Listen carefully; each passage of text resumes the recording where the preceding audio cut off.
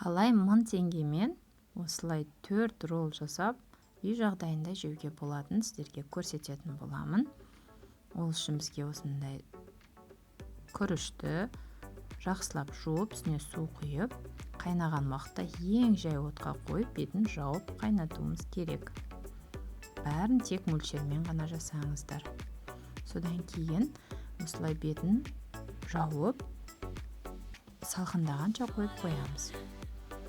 Енді заправкасына бізде суға сірке суын, қантты және тұзды салып, жақсылап араластырып, осы күрішіміздің үстінен құйып, тағы да жақсылап араластырып қоюымыз қажет. Видеома лайк басып, тіркеліп, қоңыраушаны басып қойыңыздар. Сіздерге келесі жолы осындай ерекше дәмді запеканка рецептісін ұсынатын боламын. Роллыларымызды орауды бастаймыз.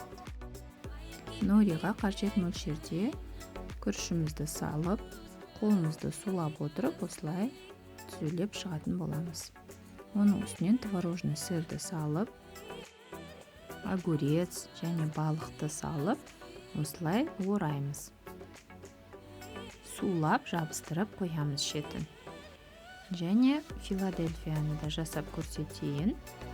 Осы мөлшермен менде 2 Филадельфия роллсы және 2 жареный ролл шықты. Осылай орап, үстінен творожный сырды салып, огурец салып, одан кейін ораймыз. Және үстінен балығымызды қойып, тағы да орайтын боламыз.